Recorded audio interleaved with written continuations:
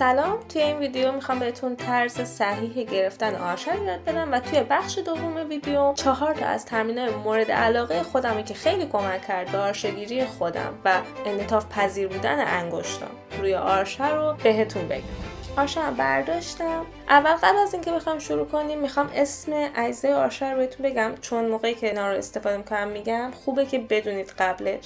چوب آرشه، موی آرشه رو بهش دست نزنید. اگه بهش زیاد دست بزنید دستتون بهش بخوره اینطوری سیاه میشه، روغنی میشه و دیگه نمیتونید صدا ازش در بیارید. برای همین خیلی مراقب باشید که با دستتون هیچ وقت موی آرشه رو از سمت آرشه رو بر ندارید.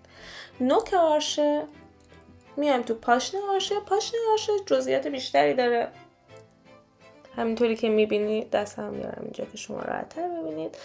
پیچ تنظیمه. با پیچ تنظیم من میتونم موهای آرشه رو شل کنم و یا سفتش کنم. جزئی بهش بپردازم. اگه بخواید سازتون رو جمع بکنید، معمولا تمرینتون تمام شده، میتونید یه ذره موهای آرشه‌تون رو شل بکنید و دوباره موقعی که دارید تمرین می‌کنید یه ذره سفتش بکنید. ولی همیشه حواستون باشه که موقعی که دارید سفتش می‌کنید هیچ وقت چوب آرشه نباید صاف باشه و یا به حالت کمانه.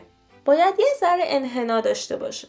ببینید برای منم یه ذره انحنا به سمت موی آرشه داره، مخصوصا از اینجا بیشتر مشخص. برمیگردم به پاشنه آرشه.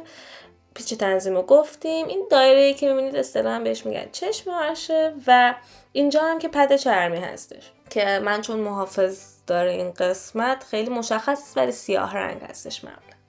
میگم که آرشه رو بگیم. قبل از اینکه بخوام آرشه رو بگیرم، همونطوری که تو ویدیو قبلیم برای ویولون توضیح داده بودم که چجوری بدنمون باید تو حالت راحت باشه و انقباض نداشته باشیم، تو آرشه هم دقیقاً همین وجود داره. دست راستمو کاملا راحتش میکنم، شل پایین، همونطوری که راحت راه میرید تو خونه.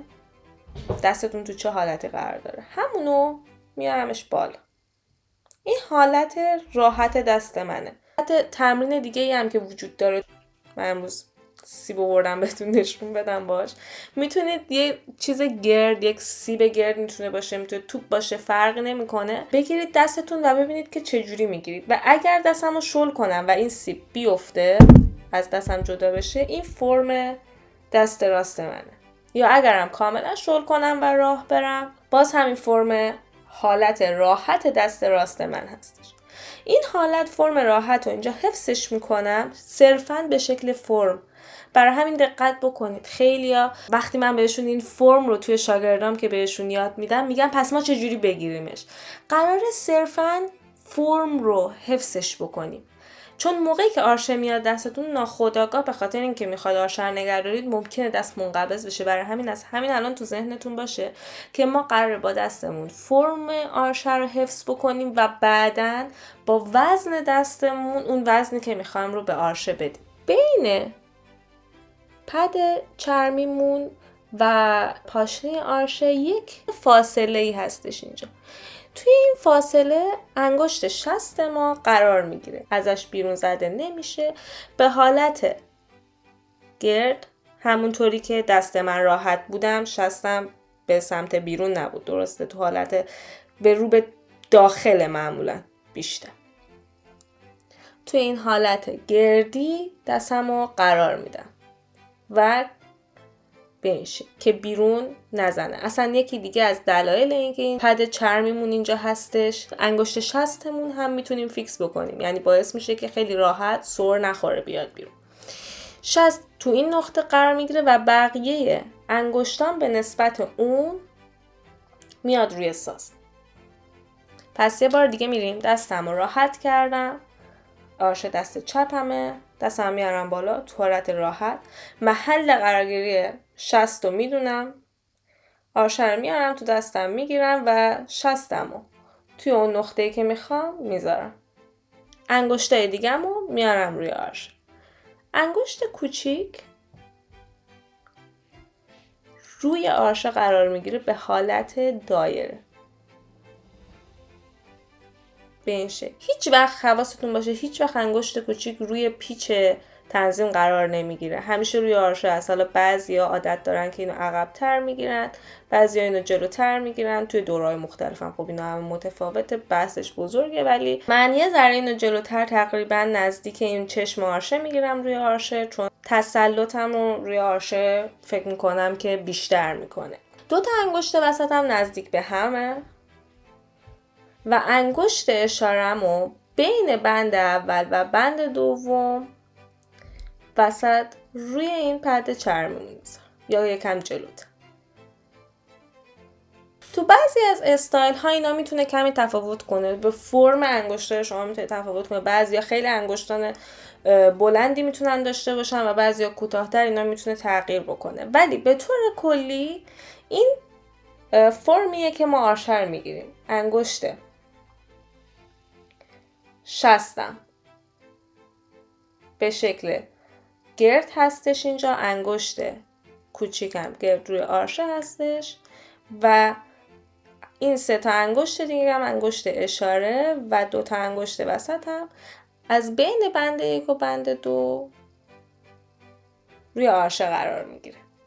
توی تکنیک روسی اینو خورده پایین تر میگیرن که من خودم یه مدت خیلی طولانی به همین شکل کار کردم، با ایکل روسی کار کردم که باعث میشه انگشت کوچیک ما یه ذره صافتر میشه، یه ذره مچم رو به جلوتر میاد، ولی باز هم انگشت شستم به شکل دایره هست و انگشت کوچکم هم به همین شکل، کمی فقط به خاطر اینکه بیشتر رو به جلو گرفتمش فرم صافتری به خودش میگیره، ولی هیچ وقت به عقب و یا صاف و منقبض روی آرشه قرار نمیگیره. توی اکال فرانکو بلژین یه خورده این رو عقب تر میگیرن، همینطوری که گفتم، که شما حاکمیتتون روی آرشه ذره بیشتر میشه. توی اکل روسی خورده از نظر وزنی که میتونید بندازید مخصوصا روی انگشت اشارتون میتونه بیشتر کمک کنه، ولی توی فرانکو بلژین شاید هم حاکمیت دستتون بیشتر میشه، همین که وقتی دارید که سیم رو تعویض میکنید نرمتر شاید بتونید این کار بکنید، که اینها باز هم با تمرینات مختلف و خب تکنیک یا قطعاتی که داریم میزنید ممکنه تغییر داشته باشه، ولی 2 سیستم مختلف آرشه گرفتن هستش. حالا آرشه رو که گرفتیم کم کم میتونیم اینو به حالت عمودی قرار بدیم و دست چپم بردارم و سعی کنم توی همون فرم دستمو ثابت نگه دارم. این تمرین رو میتونید بارها تو طول روز انجام بدید. دستتون رو راحت کنید یا یه گرد بگیرید رو دستتون، ولش کنید و ببینید دستتون تو چه حالتی وقتی یک چیز رو میگیرید و شل میکنید قرار میگیره و بعد آرشه رو تو دستم قرار میدم. از همه مهمتر اینه که انگشت شستتون گرد باشه، انگشت کوچیکتون روی چوب آرشه قرار میگیره گرد و اینها یکم از هم باز، انگشت اشارتون هم و انگشت کوچیکتون و انگشتای وسط هم کنار هم دیگه قرار میگیرن و جایی که اینا خم میشن بین بند هستش و یه خورده هم حواستون باشه که یه کوچولو میتونید به سمت انگشت اشاره دستتون رو جهت بدید، نه به سمت انگشت کوچیک، به سمت انگشت اشاره هستش. خیلی این ایراد وجود داره که موقعی که آرشه رو میگیرن انگشت کوچیک خیلی صاف و منقبض قرار میگیره و یا شست هم همینطور به سمت بیرون و منقبض. یادتون باشه خیلی مهمه که انگشت هامون گرد باشه و انعطاف پذیری داشته باشه. اگه انگشت شستم و من منقبض نگه دارم، من نمیتونم به راحتی اون جهتی که میخوام و حرکت بدم. توی این فرم میتونم با انگشتام بازی بکنم، میتونم بیشتر بگیرم تو دستم، میتونم دورترش کنم از دستم و میتونم اون فشاری که میخوام رو بدم. چون وقتی شما آرشه رو میگیرید، من توی مخصوصا نوک آرشه خیلی نیاز دارم به انگشت اشارم برای اینکه اون وزنی که میخوام رو بتونم به آرشه‌ام منتقل بکنم، یا مخصوصا توی پاشنه انگشت کوچیکم هم تمام وزن رو انگشت کوچیکم، یعنی من میتونم انگشت کوچیکم صرفا میتونم این وزن رو حمل بکنم. با انگشتان وسطم میتونم جهت این که آرشه‌ام چجوری تکون بخوره و به سمت چپ و راست بیشتر میتونم با اینا کمک بگیرم. و انگشت شستم هم اینجا بیشترین نقشو داره برای اینکه هم اینها رو انعطاف پذیر بکنه و آرشه رو تو دستم راحت بتونم بگیرم و بتونم تغییرش بدم. مخصوصا توی پاشنه بیشتر شما میبینید که انگشت کوچیک و شست چقدر مهمه و میتونه تاثیر بذاره روی صدایی که شما دارید از ساز تولید میکنید. حالا میخوام بهتون 4 تا از تمرینایی که من خودم خیلی دوستشون دارم و همیشه شاید بگم این تمرینا رو میکنم. تمرین شماره 1 یکی از تمرینایی که شاید من با همه شاگردام انجامش میدم، خیلی فانه و خیلی هم تمرین مهمی هستش. آرشه رو تو همون فرمی که میگیریم به طور عادی و الان براتون توضیح دادم میگیرم، انگشت شستم توی اینجا بود نقطه و انگشت دیگه رو میارم، بند اول اشاره و فاصله شون راحت دستم، میتونم مچم رو تکون بدم، فرمی که دارم و یواش یواش توی همین فرم بدون اینکه انگشتام رو بخوام تغییری توش ایجاد بکنم به سمت بالا حرکت میکنم، به سمت نوک آرشه و میبینید دوباره تو همون فرمی که من آرشه رو گرفته بودم که باعث میشه من بتونم انگشتامو حرکت بدم و حالت منقبض نداشته باشه و من تعادل داشته باشم روی اینکه بتونم چجوری اینا رو حرکت بدم. توی این مرحله اولش راحت هستش به خاطر اینکه جاذبه هم کمک میکنه که این آرشه بره راحت تر پایین. برمیگردیم پایین که اینجا میتونه یه ذره بیشتر چالش داشته باشه.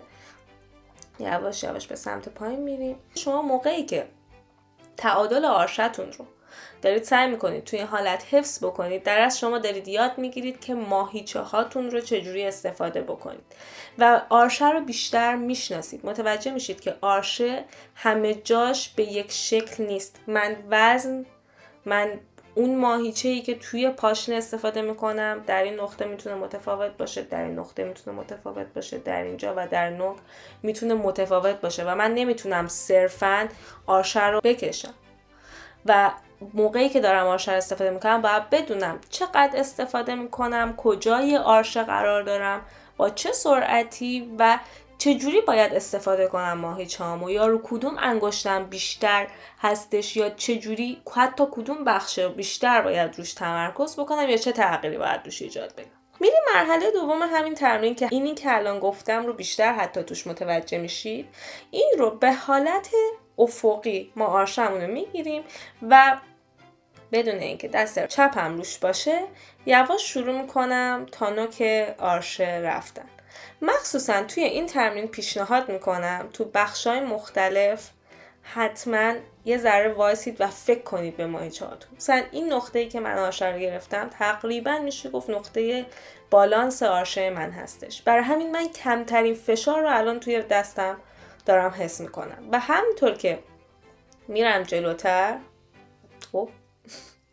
خیلی هم سخت‌تر میشه، تعادلش رو حفظ کردن هم سخت‌تر میشه، ولی همینطوری که میام جلوتر برای منم چالش، میام جلوتر رسیدم. منم میخوام اینو سریعتر انجام بدم که بهتون نشون بدم و همینطور دیگه اومدم جلو.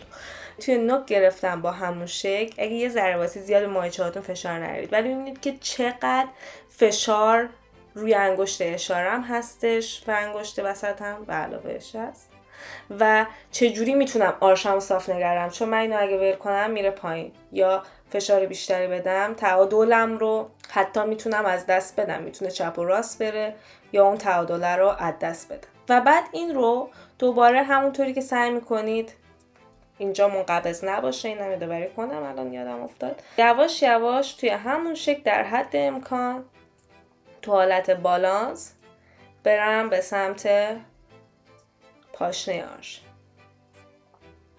و میبینید که دوباره راحت شد و اومدم پاشنه آرشه و برعکس اینجا تمام انرژی بیشتر روی، یعنی بالانس نگه داشتن آرشه من بیشتر روی انگشت کوچیکم و انگشت شستم. تمرین شماره 2 آرشه رو به صورت عمودی میگیرم. این تمرین خیلی بیشتر برای انگشت اشاره و خیلی برای انگشت کوچیکتون هستش که بتونید اینو گرد نگه دارید و انعطاف پذیر باشه و بتونه حرکت کنه. موقعی که شما دارید ساز میزنید بتونه تکون بخوره و جمع بشه و باز بشه. کف دست چپم رو مثل دایره فرض میکنم، میگیرم زیر آرشم و سعی میکنم با انگشت اشاره و انگشت کوچیکم بدون مچ، بدون اینکه بخوام دستم استفاده کنم، آرشم رو، نوک آرشم رو بچرخونم و همینطور برعکس.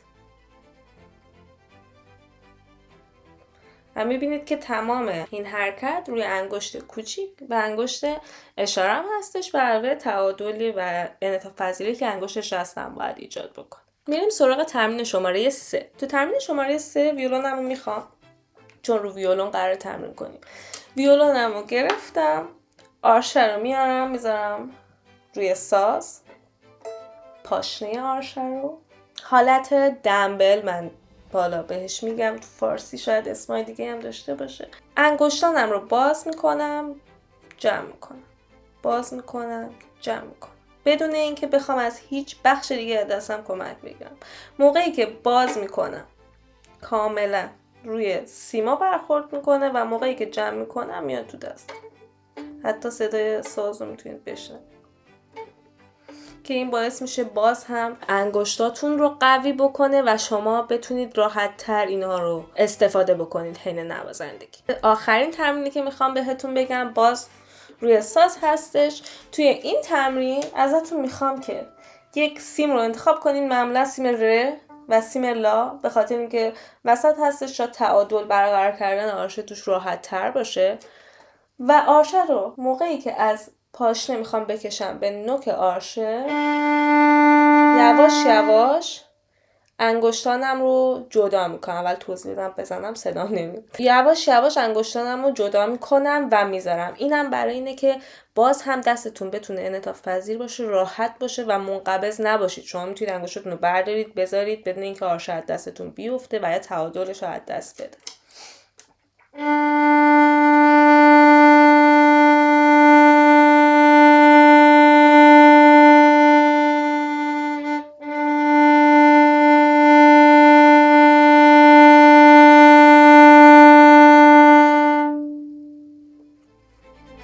مرسی که تا اینجا ویدیومو دیدید. اگه نظری داشتید، اگر سوالی دارید، اگر موضوعی هست که دوست دارید من راجبش براتون ویدیو بسازم، حتما تو بخش کامنت ها بهم بگید. لایک و سابسکرایب یادتون نره. خداحافظ.